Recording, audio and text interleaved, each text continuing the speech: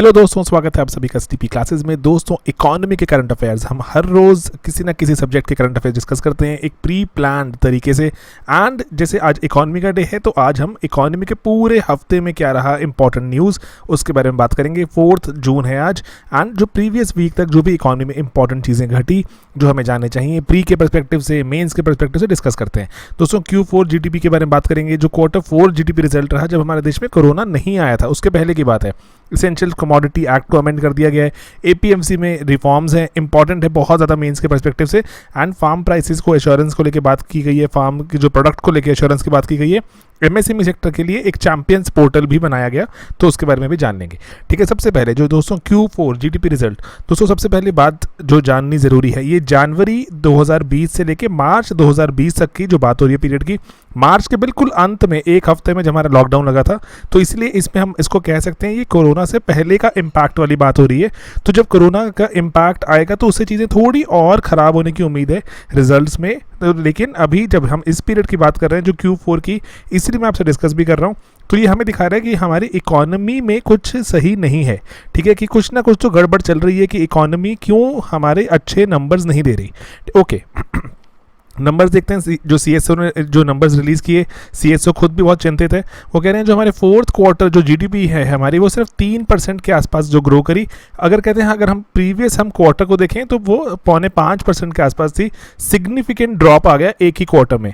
ठीक है, तो बहुत से कारण इसके हो सकते हैं, ग्लोबल लेवल पे डिमांड नहीं है एक्सेट्रा। लेकिन हम इसको अगर हम मान के चलें कि ये जो कोरोना का इम्पैक्ट नहीं है इसमें अभी, और कोरोना का इम्पैक्ट जब डाल देंगे तो चीज़ें ख़राब होने की जो क्या होते हैं सिनेरियोज क्या निकल कर आते हैं।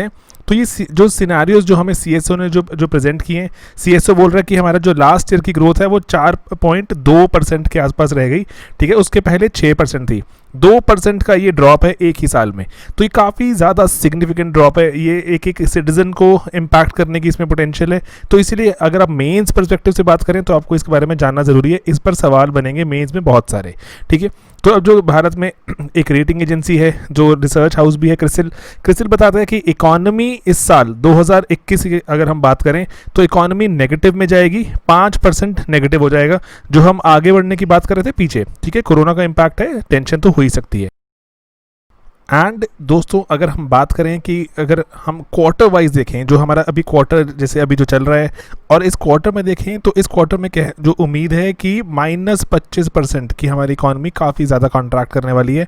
-25% मतलब 1/4 ऑफ द इकॉनमी जो है हमारी, वो जो ग्रोथ जो होनी चाहिए थी वो ग्रोथ तो चलो नहीं है, -25% कॉन्ट्रैक्शन है। तो यूबीएस सिक्योरिटीज़ वाले हैं वो तो ओवरऑल हमें बताते हैं कि शायद हमारा जो सालाना जो रहेगा वो -5.8 -6% के आसपास हमारी इकॉनमी कॉन्ट्रैक्ट करेगी। ये पिछले 40 सालों में लोएस्ट है। हमारी इकॉनमी नेगेटिव टेरिटरी में सिर्फ इतिहास में सिर्फ 4 बार गई है, और वो भी प्राइमरीली जंग हुई थी इसके कारण। ठीक है, जो प्रेसिडेंटेड टाइम्स है, तो इसी कारण से अनप्रेसिडेंटेड चीज़ें देखने को मिलेंगी। एंड इसी कारण हमें अपने जो एग्ज़ाम के पर्सपेक्टिव से चीज़ें प्रिपेयर रखनी है। ओके, तो इंडिया का केस देखें, थोड़ा सा पेक्यूलियर केस है कि इंडिया में जो इकॉनमी की ग्रोथ लो क्यों रही।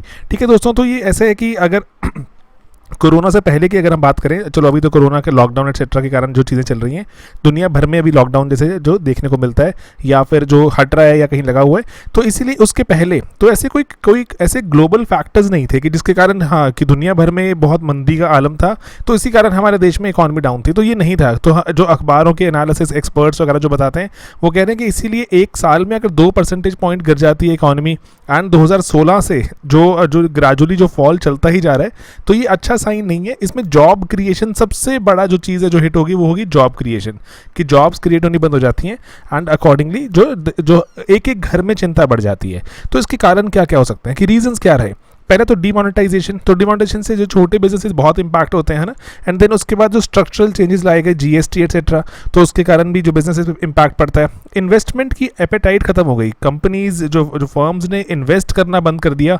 इन्वेस्ट नहीं करेंगे तो कुछ एक तो ऐसा है कि ना कुछ नया शुरू नहीं कर रहे, तो नई जॉब क्रिएशन नहीं होगी। एंड देन उसके बाद जहाँ से सामान प्रोक्योर करेंगे कुछ नया इन्वेस्ट करने के लिए, वो सामान नहीं जो प्रोक्योर होगा, जो बैंक्स के लोन्स वगैरह नहीं उठेंगे, है ना। तो इसी कारण से इन्वेस्टमेंट एपेटाइट वगैरह ऑल टाइम लो है, एंड डिमांड का भी कॉन्स्ट्रेंट है। लोगों की जब सैलरीज वगैरह नहीं बढ़ती तो डिमांड नहीं करते एक्स्ट्रा, वो डिमांड नहीं करते एक्स्ट्रा, तो इस कारण से इकोनॉमी में एक हम उसमें जो साइकिल हमारा लूप है वो ख़राब हो जाता है। ठीक है, हम विशियस लूप में फंस जाते हैं। ओके देन दोस्तों इसका हम अब आगे करें क्या, आगे क्या उम्मीद क्या हो सकती है। वो कह रहे हैं कि शायद दुनिया की इकोनॉमी जो ग्रेट डिप्रेशन में 90 साल पहले जो बहुत भयंकर एक डिप्रेशन था, उस जैसे कंपैरिजन का एक जो दुनिया में रिसेशन देखने को मिलेगा। एंड इसीलिए जो गवर्नमेंट्स हैं, गवर्नमेंट्स को हर जगह सजेस्ट किया जा रहा है, जिससे हमने आपसे पहले बात भी की थी, हेलीकॉप्टर मनी, कि लोगों को हाथ में पैसा पकड़ाना पड़ेगा, उसी से ही आपको डिमांड रिवाइव होने के चांसेस हैं। तब भी हम कोई गारंटी नहीं दे सकते कि क्योंकि देखो, जब पैसा लोगों के हाथों में पकड़ाया जाता है, हेलीकॉप्टर मनी एक्सेट्रा, वो सस्टेन नहीं होता। ऐसा नहीं होगा ना कि आपको आने वाले 5 सालों तक पैसा मिलेगा, ऐसा नहीं कह सकते हम। तो कुछ महीनों के लिए होता है, 2 महीने, 3 महीने, 6 महीने, तो इसी कारण से वो सस्टेन्ड नहीं होता। जब वो सस्टेन्ड नहीं होता तो लोग उसको स्पेंड नहीं करना चाहते, तो डिमांड रिवाइव होने के चांसेस कम हो जाते हैं। तो इसीलिए मॉनेटरी पॉलिसी एक्सेट्रा, जो आरबीआई, जो भारत सरकार ने आत्मनिर्भर भारत का जो पैकेज भी लॉन्च किया, तो उसको दिखने में टाइम लगेगा। उसके पहले अगर हमें कुछ डिमांड रिवाइव करने के अगर स्कोप बनाना है, तो ये इंक्रीजिंगली हर जगह से डिमांड आ रही है कि हमें लोगों के हाथों में पैसा पकड़ाना पड़ेगा। तो इसी कारण से जो स्टेट्स हैं, स्टेट्स भी अगर एक्स्ट्रा उधार लेना चाहती हैं, मैंने आत्मनिर्भर भारत के वीडियो में डिस्कस भी किया था, वहाँ पर जो फाइनेंस मिनिस्ट्री ने उनको अलाउ कर दिया है कि आप जो आपका जो ग्रॉस स्टेट डोमेस्टिक प्रोडक्ट होता है, उसका 5% तक बोरो कर सकते हैं, ठीक है। लेकिन 2% जो एक्स्ट्रा मिला, उसमें से 1.5% की जो कंडीशंस लगी हुई हैं, तो वो कंडीशंस हटाने की बात की जा रही है कि वो कंडीशंस मत लगाइए, क्योंकि अभी ये थोड़ा अनप्रेसिडेंटेड टाइम्स हैं। तो आप इनको जो काम करने दीजिए एंड और एक्स्ट्रा बोरो करने दीजिए ताकि इन्वेस्ट करें। एंड सबसे इंपॉर्टेंट बात है, वो कह रहे हैं कि हेल्थ एंड जो फिजिकल इंफ्रास्ट्रक्चर हमारा, जो ब्रिजेस, स्कूल्स एक्सेट्रा, उन सब में इन्वेस्ट कीजिए, सोशल एक्सपेंडिचर इंक्रीज कीजिए, उससे इंफ्रा तो बिल्ड होगा ही होगा, एंड लोगों की सेहत भी बढ़िया होने के चांसेस इंप्रूव हो जाते हैं, एंड हमारे देश में डिमांड भी रिवाइव हो सकती है, ठीक है। तो ये कुछ सजेशंस हैं जो अखबारों से इकट्ठे किए जाते हैं। तो अब gradually let's see how will it all pan out. Okay then दोस्तों एक बहुत ही इंपॉर्टेंट एक बात की गई, क्योंकि अनप्रेसिडेंटेड टाइम्स हैं, तो नई नई तरह की अमेंडमेंट्स की जा रही हैं ताकि जो सिस्टम दोबारा चले, ठीक है। तो एसेंशियल कमोडिटीज़ एक्ट को अमेंड किया गया। तो इसीलिए यूनियन कैबिनेट ने कहा कि जो कम से कम ये 50-60 साल पुराना जो एक एक्ट है, इसको अमेंड करने का वक्त आ गया। बहुत सी फूड आइटम्स को डीरेगुलेट कर दिया गया कि एसेंशियल कमोडिटीज़ एक्ट के दायरे में उनको नहीं डालेंगे, जैसे कि सीरियल्स, पल्सेस, अनियंस, है ना। एंड इसीलिए वो सेक्टर को और फार्मर की इनकम को रिवाइव करने की बात कर रहे हैं। यहाँ पर अभी जो एक इशू क्या आ रहा है, वो कह रहे हैं कि जो अभी प्राइवेट इन्वेस्टर हैं, वो जो इन्वेस्ट नहीं करना चाहते बहुत से फार्मर से रिलेटेड चीज़ों में, क्योंकि उनको लगता है कि कभी भी एसेंशियल कमोडिटीज़ एक्ट लगा देते हैं, उनकी प्राइसेस को कर्टेल कर देंगे, जो भी वो सामान चाहते हैं बेचना, एंड वो जितना सामान उन्होंने स्टोर किया होता है, जो अकॉर्डिंगली प्लानिंग की होती है, उसको सरकार प्रोक्योर करके बाहर मार्केट में बेच देती है, उनको बोलती है ओपन कीजिए। तो इस कारण से उनकी बिजनेस प्लानिंग खराब हो जाती है, तो वो चाहता ही नहीं, प्राइवेट इन्वेस्टर इसमें बिजनेस में पार्टिसिपेट करना चाहता ही नहीं। तो इस कारण से हमारे वेयर हाउसेज बहुत नहीं बन पाते, कोल्ड स्टोरेजेस नहीं बन पाते, प्रोसेसिंग, एक्सपोर्ट वगैरह में जो इन्वेस्टमेंट नहीं हो पाती, तो इसलिए इसको हटा दिया गया है। एंड जो ओवरऑल वो कह रहे हैं कि इससे क्या होगा कि जो बम्पर हार्वेस्ट एक्सेट्रा जो होती हैं, उसके बाद हमारा सामान जो इनके स्टोरेज और एक्सेट्रा के ना रहते, सड़ जाता है, पेरिश कर जाता है, तो उसमें भी थोड़ी कटौती होगी। तो अभी सबसे पहले बात जानते हैं कि एसेंशियल कमोडिटीज़ होती कौन सी हैं, जिनको सरकार कभी भी ECA लगाकर डिक्लेयर कर देती है एसेंशियल हैं। तो ऐसी कोई स्पेसिफिक डेफिनेशन नहीं दी गई कभी भी हमारे एक्ट में। तो उसमें सेंट्रल गवर्नमेंट को एम्पावर किया गया है कि आप जो भी शेड्यूल है, उनका शेड्यूल जो अटैच्ड एक शेड्यूल रहता है एक्ट में, तो उसमें आप जिस भी आइटम को डालते रहेंगे, उसको सरकार, जो सेंट्रल गवर्नमेंट, कंट्रोल कर सकती है, उसकी प्राइसिंग को कंट्रोल कर सकती है, उसकी कमोडिटी कितना स्टोर करना है, उसको कि कितनी क्वांटिटी रख सकता है कोई इंसान, ठीक है, इन सबको कंट्रोल कर सकती है। होर्डिंग एक्सेट्रा रोकने के लिए होता है। तो अभी उसमें शेड्यूल में 9 आइटम्स हैं, ठीक है, जैसे दवाइयाँ हैं, फर्टिलाइजर्स हैं, एक्सेट्रा, ठीक है। रिसेंटली जैसे फेस मास्क और हैंड सैनिटाइजर को भी इसमें डाल दिया गया था, उनकी प्राइसेस को रोकने के लिए, ठीक है, जो बढ़ रही थी। ओके, जब कोई एसेंशियल कमोडिटी डिक्लेयर हो जाती है, तो इस कारण तब क्या होता है, उसकी प्रोडक्शन, उसकी सप्लाई, उसकी डिस्ट्रीब्यूशन, कितना उसका जो स्टॉक कितना रख सकते हैं, इन सब चीज़ों को सेंट्रल गवर्नमेंट कंट्रोल कर सकती है। हमने इस पर सेपरेट वीडियो बनाया भी हुआ है, हमने पहले भी डिस्कस किया हुआ है, आपको अगर याद हो तो नोट्स में रिवाइज, जो आप उसको रिवाइज भी कर सकते हैं। ओके दोस्तों, लेकिन यहाँ सवाल उठता है आपको, जो बहुत बार UPSC सवाल पूछता है आपसे, ये एक्ट लाया ही क्यों गया था? अगर इतना ही ये जो बुरा एक्ट है तो क्यों लाया गया था? दोस्तों, ये उस वक्त लाया गया था जब हमारे देश में फूड की जो फूड सिक्योरिटी नहीं थी। फूड सिक्योरिटी मतलब कि हमारे देश में जब हम US पर जो PL 480 प्रोग्राम पे डिपेंडेंट थे, वहाँ से हम जो अनाज मंगवाते थे, और उस अनाज को अगर आपने मान लीजिए, हाँ, भारत सरकार ने अनाज मंगवाया, उसके बाद जो डिस्ट्रीब्यूटर है उसने होल्ड करके रख लिया, उसने उसने संभाल के रख लिया कि जब और प्राइसेस बढ़ेंगे तो मैं तब बेचूंगा। तो इस कारण से उस पर ईसीए लगा दिया गया था कि 1955 में कि आप अगर होल्डिंग करेंगे, जनता में डिस्ट्रीब्यूट नहीं करेंगे, आप पे स्ट्रिक्ट एक्शन लिया जाएगा, आपको जेल भी हो सकती है। तो उस वक्त ये लेकर आया गया था। लेकिन अब चीज़ें बदल गई हैं, वीट की प्रोडक्शन 10 गुना हो गई है, राइस 4 गुना हो गया है, ठीक है, पल्सेस 2.5 गुना से इंक्रीज हो गई हैं, और हम बहुत सारी चीज़ें हम एक्सपोर्ट भी करते हैं। तो इस कारण से अब ईसीए के जाने का वक्त है ऑलमोस्ट, ठीक है, ईसीए को अमेंड तो करना ज़रूरी है। ओके, अब यहाँ पे जो एक्ट में बदलाव क्या किया गया, एक नया जो सेक्शन इंट्रोड्यूस किया गया है जिसमें कहा गया है कि सिर्फ और सिर्फ बहुत हाईली एक्स्ट्रॉर्डनरी जो सर्कमस्टांसिस में, जैसे कि प्राइस राइज, वॉर या सूखा पड़ गया, नेचुरल क्लैमिटी एंड प्राइस के ट्रिगर्स रखे गए हैं कि अगर एक प्राइस का लेवल से ऊपर ब्रीच हो गया तभी ही ईसीए लग सकता है इन सब चीज़ों पर, अदरवाइज आप ईसीए नहीं लगा सकते। ओके, ये ट्रिगर्स क्या हैं दोस्तों? वो कह रहे हैं कि जैसे जो हॉर्टिकल्चर जो सब्जियां टाइप जो चीज़ें होती हैं उनमें अगर प्राइसेस 2 गुना हो गई, ठीक है, अगर एक साल में प्राइसेस 2 गुना हो गई तो ही लग सकता है। नॉन पेरिशेबल अगर एग्रीकल्चरल चीज़ों की बात करें तो उसमें 1.5 गुना हो गई, ठीक है, 50% से ऊपर इंक्रीज हो गया तो आप यहाँ पर ट्रिगर लगा सकते हैं, तो ही ईसीए लगेगा, अदरवाइज ईसीए नहीं लगेगा। उसके बावजूद अगर आप लगा भी दें तो स्टॉक जो लिमिट्स हैं, स्टॉक लिमिट्स पर ईसीए अब नहीं लगेगा, ऐसी बात भी की गई है। बाकी पूरा एक्ट आएगा तो देखेंगे जब है ना पार्लियामेंट में जिसको डिबेट होगा उसके बाद देखेंगे, अभी तो ऑर्डिनेंस है, ठीक है, लेकिन ये इसमें प्रोविजंस रख दिए गए हैं। ओके, देन अब इसका इम्पैक्ट क्या रहेगा, बहुत ही, क्योंकि एक मेजर चीज़ है, एक एक इंसान को अगेन ये इम्पैक्ट करती है सिटीजन को, तो इसलिए इसका इम्पैक्ट भी जानना जरूरी है दोस्तों। इसका इम्पैक्ट ये है कि जैसे बहुत सी चीज़ें जैसे सीरियल्स, पल्सेस, ऑयल सीड्स, है ना, बाकी अनियन, पोटैटो, इसको एसेंशियल कमोडिटीज़ के हमारे शेड्यूल से हटा दिया जाएगा, एंड इसलिए इन पर प्राइस ट्रिगर एक्टिवेट होने पर ही सिर्फ ईसीए लगेगा, अदरवाइज ऐसे ही नहीं लगा देते ना, कभी भी मन करता है ईसीए लगा देते हैं तो वो नहीं होगा, ठीक है। एक प्रिडिक्टेबिलिटी आएगी एंड इससे क्या होगा कि इन्वेस्टमेंट बढ़ेगी कोल्ड स्टोरेजेस वगैरह में, लोग चाहेंगे वहाँ पर कि अपने मैं कोल्ड स्टोरेज बनाऊँ, क्योंकि अब इस पर ईसीए नहीं लग सकता, तो अकॉर्डिंगली मैं अपना बिजनेस बनाकर प्लान करके जब भी मैं अपना सामान रखूँ, जब डिमांड आ रही है, जब सप्लाई की रिक्वायरमेंट है तो मैं इसको बेचूंगा मार्केट में, ठीक है। तो इसलिए प्राइवेट सेक्टर, फॉरेन इन्वेस्टमेंट वगैरह भी आ सकती है, क्योंकि एकदम से सरकार का कंट्रोल थोड़ा कम हो जाता है कि सरकार ऐसा नहीं है कि कभी भी आपका सामान निकलवा के बिकवा सकती, नहीं, ठीक है, कुछ सर्कमस्टांसेस में जब देश को रिक्वायरमेंट भी है सिर्फ तभी होगा।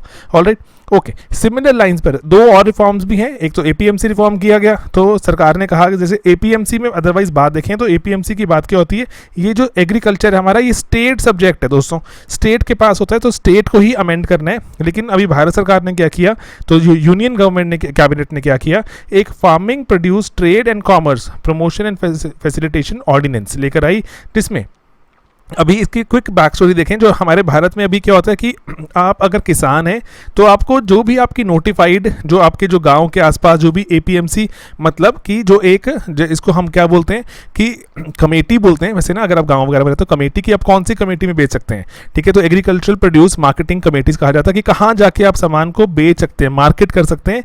तो वो एक डिसाइडेड होता है कि आपने अच्छा इस गाँव से है तो यहाँ ही जा सकते हैं, दैट्स इट। उसके बाद इंटर स्टेट मूवमेंट पर भी मनाही रहती है कि अगर आप लेट्स से एक स्टेट से हैं तो दूसरी स्टेट पे नहीं जा सकते, है ना, क्योंकि एग्रीकल्चर स्टेट सब्जेक्ट है, तो स्टेट्स के लॉ भी बहुत वेरी करते हैं। तो इसी कारण से अब यहाँ पर जो बैरियर्स बहुत सारे एग्जिस्ट करते हैं, अगर आप फार्मर हैं तो आपको अपना सामान बेचना इतना आसान नहीं है। ऑलराइट, तो सिर्फ रजिस्टर्ड जिनके पास लाइसेंसीज हैं उन्हीं के पास ही जाके आप उनको सामान को बेच सकते हो। अब ऑर्डिनेंस ने क्या किया, ऑर्डिनेंस कह रहा है कि अब एक ऐसा इकोसिस्टम हम जो चाहते हैं बनाना जहां पर किसान को थोड़ी फ्रीडम ऑफ चॉइस मिले कि कहां जाके सामान बेचना है, कहां जाके सामान नहीं बेचना। इंटर स्टेट जो ट्रेड है वो बैरियर फ्री बन जाए, कि उसमें कोई बैरियर्स ना रहें, ठीक है। एंड जो आपके जो स्टेट एपीएमसीज हैं उसके बियॉन्ड भी जाकर आप अपनी मंडियों में, जो मंडीज कहते हैं ना, मंडियों में जाके सामान भी बेच सकते हैं। एंड अकॉर्डिंगली इलेक्ट्रॉनिक ट्रेडिंग को भी और प्रमोट करने की बात हो रही है, जहाँ पे ट्रांजैक्शंस भी हो सकती हैं, ठीक है। एंड जो कि इलेक्ट्रॉनिकली आप सामान बेच सकते हैं एक जगह से दूसरी जगह, जहाँ पे लेट्स से आपको लगता है कि बेटर दाम मिल रहा है वहाँ पर, और आपको कोई एक्स्ट्रा सेस और लेवी नहीं देना, ठीक है। अभी आपको एक मंडी की फीस देनी पड़ती है, वो नहीं देना, ठीक है। और डिस्प्यूट रेजोल्यूशन अगर कोई है तो उसके लिए भी एक सेपरेट मैकेनिज्म बनाया जा रहा है। ओके, तो इसका ब्रॉडर जो एजेंडा क्या है, 1 इंडिया 1 एग्रीकल्चर मार्केट, ठीक है, ताकि इंडिया में आप अभी अगर किसान हैं तो अपने जो लिमिटेड जगहों पर बेच पाते हैं, तो लेकिन आप उसको एक्सटेंसिवली बेचिए, तो इसीलिए 1 इंडिया 1 एग्रीकल्चर मार्केट की शुरुआत भी होने वाली है। जो किसानों को अभी एमएसपी वगैरह मिल रहा है, सेंट्रल गवर्नमेंट से मिलता है, वो मिलता रहेगा, उसके बियॉन्ड मार्केट मिलने की बात हो रही है। ठीक है दोस्तों। तो इसी लाइंस पर फार्मर्स को एक और भी ऑर्डिनेंस यहाँ पर आया कि प्राइस एश्योरेंस वाला ऑर्डिनेंस। तो यहाँ पर देखो अभी जो हमारे अगेन जो हमारे किसान हैं वो बहुत ही जैसे अभी लैंड बहुत फ्रेगमेंटेड है, स्मॉल जो लैंड साइजेस हैं, ठीक है, जो लैंड होल्डिंग जो ग्रेजुअली श्रिंक भी होती जा रही है, और हमारी जो डिपेंडेंसी है बहुत ज़्यादा मौसम मानसून पे रहती है, मानसून अच्छा नहीं होता तो एग्रीकल्चर खराब भी हो जाता है, तो इसलिए रिस्की और इनएफिशिएंट हमारे देश में सारी की सारी जो टेंशन रहती है। अब यहाँ पर उम्मीद की जा रही है कि अगर हम प्राइवेट पार्टीज़ को अगर इसमें और अगर इनकरेज करें कि एग्रीकल्चर में आइए, किसानों के साथ कॉन्ट्रैक्ट कीजिए, ठीक है, कॉन्ट्रैक्ट फार्मिंग कहते हैं जिसको, कॉन्ट्रैक्ट कीजिए, किसानों को साइंटिफिक नॉलेज दीजिए, किसानों को अच्छे सीड्स दीजिए, अच्छे फर्टिलाइजर्स दीजिए, तो लेकिन उस पर क्या रहता है, पाबंदी रहती है कि ना कि बहुत सारी स्टेट गवर्नमेंट्स में इस तरह के लॉज हैं अभी कि जहां पर प्राइवेट पार्टीज डायरेक्टली फार्मर्स के साथ इंगेज नहीं कर सकती and farmers directly private parties को नहीं बेच सकते, ठीक है। तो इसी कारण से अभी ऑर्डिनेंस ने क्या जो अमेंडमेंट क्या की है कि अगर आप फार्मर हैं तो आप डायरेक्टली किसी भी प्रोसेसर के साथ, प्रोसेसर मतलब जैसे मान लीजिए अगर आप अनाज वीट उगाते हैं तो आप चाहते हैं कि आप किसी ऐसे एक जैसे आपको कोई अप्रोच करता है कोई बिजनेसमैन कि आप मुझे वीट बेचिए अपनी, एंड उसका मैं आटे का मैं बिस्किट बनाऊंगा या फिर मैं मैदे से कुछ और बनाऊंगा एटसेट्रा, ठीक है, मैं प्रोसेस करूंगा उसको और उसको मैं अकॉर्डिंगली चाहता हूं बेचना। प्रोसेसर्स हैं जो या फिर होलसेल चाहता है कोई करना, जैसे मर्जी है ना, बहुत सारे लार्ज रिटेलर्स हैं, बड़े बड़े जिनके स्टोर्स हैं, एक्सपोर्ट करने वाला, फार्मर्स डायरेक्टली उनसे इंगेज कर सकते हैं, ठीक है। एंड उससे क्या होगा, फार्मर को स्पॉन्सर्स मिल जाएंगे कि आपको पहले से फार्मर के साथ कॉन्ट्रैक्ट हुआ है कि आपका अनाज मेरे पास जाएगा, आपको अच्छा दाम मिलेगा, आपकी जो मार्केट में जो अनप्रिडिक्टेबिलिटी थी कि मेरा अनाज बिकेगा नहीं बिकेगा, कितने दाम पे जाएगा, तो ठीक है, वो भी आपकी प्रॉब्लम सॉल्व हो जाएगी। मॉडर्न टेक्नोलॉजी मिलने का, जो बेटर इनपुट्स मिलने का जो वहाँ पर एक उम्मीद है, एंड मार्केटिंग की कॉस्ट कम हो जाएगी कि आपको पहले से पता है कि आपका बायर कौन है, ठीक है। प्राइवेट सेक्टर इन्वेस्टमेंट अट्रैक्ट होगी, ग्लोबल मार्केट्स में जाके हम और बेटर डील कर सकते हैं, ठीक है। तो ये डिस्प्यूट रेजोल्यूशन का भी यहाँ बात की जा रही है, और फार्मर्स को भी जो एडिक्वेट प्रोटेक्शन कि ऐसा भी हो सकता है कि लेट्स से अगर फार्मर ने लोन लिया हुआ है इस सब के लिए और लेट्स से फार्मर डिलीवर नहीं कर पाया, वन थिंग और द अदर हैपेंड, कुछ अगर ऐसा हुआ तो फार्मर की जो लैंड है उसको ना तो बेचा जाएगा, ना लीज ना मॉर्टगेज, ताकि फार्मर की जो लैंड जिस पे वो सबसे ज़्यादा डिपेंडेंट है उसको प्रोटेक्ट किया जाए, ठीक है। इन केस कि फार्मर डिलीवर नहीं कर पाता, रिकवरी चाहते हैं जो प्राइवेट एजेंट्स, तो रिकवरी में लैंड पर कोई हाथ नहीं डाल सकता, ठीक है। तो ये भी यहाँ पे प्रोविजन रखा गया है। सिमिलरली एमएसएमईज के लिए एक चैंपियंस करके एक योजना आई, चैंपियंस प्रधानमंत्री जी ने लॉन्च किया, लंबी सी इसकी फुल फॉर्म है creation and harmonious application of modern processes for increasing the output and national strength. बहुत बढ़िया, ठीक है। तो ये पोर्टल है, एक पोर्टल में जहाँ पर बहुत सारे छोटे छोटे हम एमएसएमईज को जोड़ने की ट्राई कर रहे हैं। तो अगर हम देखें तो एमएसएमई मिनिस्ट्री का एक वन स्टॉप सोल्यूशन बनाया गया। तो ये चैंपियंस में ग्रीवांस रिड्रेसल है कि अगर कोई टेंशन है, फाइनेंस नहीं मिल रहा, रॉ मटेरियल प्रोक्योर नहीं हो रहा, लेबर रेगुलेटरी कोई टेंशन, तो इन सब चीज़ों को लेकर, एंड देन जो नई अपॉर्चुनिटीज़ क्या हैं कि कौन सी नई चीज़ की डिमांड आ रही है। अच्छा, अभी पीपी की डिमांड आ रही है, चलो एमएसएमई को बोला पीपी बनाइए, मास्क की डिमांड आ रही है, ठीक है, इंटरनेशनल मार्केट्स में क्या डिमांड आ रही है। एंड देन अगर रेजिलियंट एमएसएमई है कि जो सिचुएशन बहुत गंभीर भी होगी, खराब भी होगी, तब भी वो उसको विथस्टैंड करते हैं, उनको सरकार और चाहती है प्रमोट करना एंड ऐसे पोटेंशियल एमएसएमईज को ढूंढना एंड उनको आगे ले जाना इंटरनेशनल लेवल तक। तो अब इसको जो एमएसएमई के भारत सरकार के पोर्टल्स हैं जहां पर भारत सरकार प्रोक्योर करती है सामान और उनको बेचती भी है, तो उन सभी पोर्टल्स के साथ भी जोड़ने की ट्राई की जा रही है इसको। एंड ये हब एंड स्पोक मॉडल पे बेस्ड है दोस्तों। हब एंड स्पोक मतलब कि लेट्स से अगर हमारा देश है तो देश में लेट्स से दिल्ली में जो हमारा एमएसएमई मिनिस्ट्री का जो हेडक्वार्टर्स है, सेक्रेटरी का जो हमारे यहाँ पे एमएसएमई ऑफिस है, तो वो उसका हो गया सेंट्रल पॉइंट। एंड वो बाकी सभी जो जगहों पे हमारे जो छोटे छोटे जो रीजनल सेंटर्स हैं, स्टेट लेवल जो कंट्रोल रूम्स हैं, उनसे कनेक्टेड होगा, वो आगे फर्दर कनेक्टेड होंगे, ठीक है। हर एक कंट्रोल रूम आगे फर्दर एमएसएमई से कनेक्टेड होगा। तो इसी कारण से ये पोर्टल एक तरह से ऐसा पोर्टल बनाया जा रहा है कि देश भर के एमएसएमईज को easy grievance redressal, easy market की जो अपॉर्चुनिटीज़ के बारे में बताना, रेजिलियंट एमएसएमईज को ढूंढ कर लाना, इन सब के बारे में काम करेगा, ठीक है दोस्तों। बस छोटा सा एक अटेम्प्ट था कि आप सबको बहुत कुछ जो चीज़ें घट रही हैं थोड़ा सा अवेयर कराया जाए ताकि अखबारों में देखें, आप उनको देखें, समझ पाएँ, ठीक है। तो मार्केटिंग की शुरुआत है यहाँ पर, लेक्चर का खात्मा 2021 के कोर्सेज के बारे में। अगेन इस बार हम आपको एसए के कोर्स के बारे में थोड़ा एक्स्ट्रा बताने की ट्राई कर रहे हैं, क्योंकि ये एक ऐसी अपॉर्चुनिटी है, अगर हम एक अपने आप को एक एस्पिरेंट माने तो एसए का कोर्स हमारा वो वाला कोर्स है जहां पर हम बाकियों से ज़्यादा एडवांटेज ले सकते हैं। क्योंकि सिंपल सी बात है, जैसे GS1, GS2, 3, 4 आपका ऑप्शनल का पेपर 1, 2 सभी पेपर कितने के होते हैं, 250 मार्क्स के।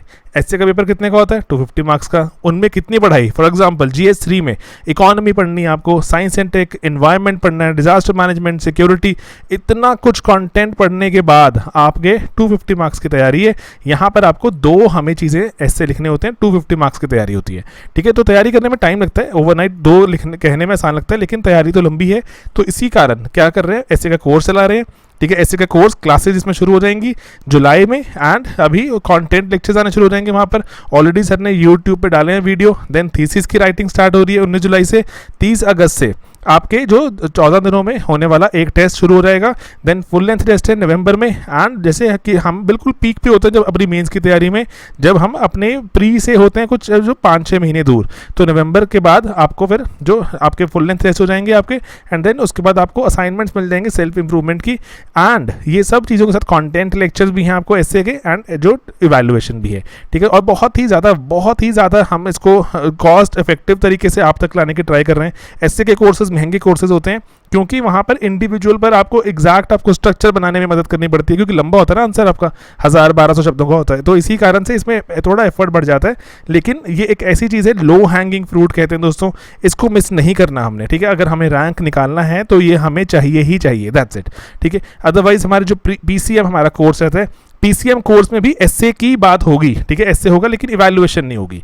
ऑलराइट, तो पीसीएम में भी हमारे जैसे ओरिएंटेशन लेक्चर शुरू हुए थे, फिर हमने पीसीएम में हमारा अब कंटेंट चल रहा है। ठीक है, कंटेंट हम उसको गेन करते जाएंगे। देन ग्रेजुअली 2 हफ्ते में एक बार प्रीलिम्स की टेस्ट सीरीज शुरू हो जाएगी, एंड देन मेंस की आंसर राइटिंग। ठीक है, हमारे प्रीलिम्स और मेंस का हमारा कंबाइंड बैच रहता है। प्रीलिम्स के पास जाएंगे तो क्रैश कोर्स शुरू कर देंगे। तो पीसीएम बैच में आप इंस्टॉलमेंट्स भी ले सकते हैं, अभी अवेलेबल है। एसए बैच में दोस्तों एसए के हमारे जो क्लासेस हैं वो यहाँ पर पीसीएम में भी शामिल हैं, लेकिन इवैल्यूएशन सिर्फ एसए बैच में ही है। एसए अगर आपने लिखकर इवैल्यूएट कराने हैं तो सिर्फ एसए बैच में ही है। ऑप्शनल बैचेस भी हैं, पॉलिटिकल साइंस भी है, सोशोलॉजी, एंड कॉम्बिनेशन में भी आप इन चीज़ों को खरीद सकते हैं, एंड कॉम्बिनेशन में थोड़ा सस्ती हो जाती हैं। और बाकी प्रीलिम्स की टेस्ट सीरीज भी है। सिंपली ये चीज़ें हमारी टारगेट 2021 sleepyclasses.com पर अवेलेबल। 2020 कर रहे हैं अगर आप अटेम्प्ट, तो हमारे पास जो 31 टेस्ट वाली प्रीलिम्स 2020 की test series and crash course भी अवेलेबल। जो क्रैश कोर्स जो है सेक्शनल कंपोनेंट्स में भी अवेलेबल। बाकी जीएस की तैयारी कीजिए, हमारे यूट्यूब में बहुत सी चीज़ें अवेलेबल हैं। बहुत बच्चे पूछते हैं कि यूट्यूब में और आपके बाकी वीडियोस में जो पेड वीडियोस में क्या फ़र्क है। दोस्तों बहुत ज़्यादा एक तो ऑर्गेनाइज्ड है। ठीक है, यूट्यूब पे हमारा कंटेंट कहीं भी हमारा कंटेंट है, कंटेंट में कभी भी कोई भी कमी नहीं होती। ऐसा नहीं है यूट्यूब में हम घटिया कंटेंट दे रहे हैं, वहाँ बढ़िया कंटेंट नहीं, कंटेंट में कमी कहीं भी नहीं है। तो लेकिन जो वो जैसे अगर आप जो पेड कंटेंट है, पेड कंटेंट थोड़ा और क्या करते हैं उसमें हम साथ में कुछ क्वेश्चंस डाल लेते हैं। ठीक है, क्वेश्चंस के बाद हम वहाँ पर आपसे आंसर राइटिंग करवा लेते हैं, प्रीलिम्स के टेस्ट सीरीज ले लेते हैं, क्रैश कोर्स डाल लेते हैं। ठीक है, तो ये सब चीज़ें रहती हैं। और थोड़ा जो वहाँ पर कंटेंट सिस्टमैटिकली चल रहा है, एक दिन का आपका टारगेट है, हर दिन आपको जो कंटेंट मिलता जा रहा है कंटेंट का टारगेट है। थोड़ा वीडियोस को रिकॉर्ड किया हमने ताकि जो थोड़ा करंट के साथ उसको अपडेट कर लें। ठीक है, तो सिंपल से बदलाव किए हैं, और अकॉर्डिंगली हमने जो हमारी मेंस की जो उसमें जो आंसर चेकिंग रहती है वो सबसे इंपॉर्टेंट कंपोनेंट है उसका, क्योंकि हमें मेंस के लिए तैयार होना अभी से ही वक्त है हमारे पास। हम मेंस के पहले जाके मेंस की तैयारी नहीं कर सकते, अभी तैयारी करनी पड़ती है। ठीक है, तो अभी कंटेंट बिल्ड कर रहे हैं, देन मेंस की तैयारी करेंगे। बाकी जो भी हम पढ़ते हैं यूट्यूब पर सभी हमारी वेबसाइट पर पीडीएफ्स अवेलेबल, टेलीग्राम चैनल पर भी शेयर करते रहते हैं। बाकी आप वीकली करंट अफेयर्स कभी मिस मत कीजिए। ठीक है, आपके दिन के 20-25 मिनट की इन्वेस्टमेंट है, बहुत ज़्यादा आपकी डीप कवरेज हो जाती है, और एक एक टॉपिक आपको मेंस के पर्सपेक्टिव और प्री के पर्सपेक्टिव से पता लग जाता है। ठीक है दोस्तों, बस पढ़ते रहिए, मेहनत करते रहिए, इसका कोई उपचार नहीं है अगर रैंक निकाल लें तो। ठीक है, तो इससे हम डरेंगे भी नहीं। ऑलराइट, ओके दोस्तों, मिलते हैं अपने अगले वीडियो में। Bye bye.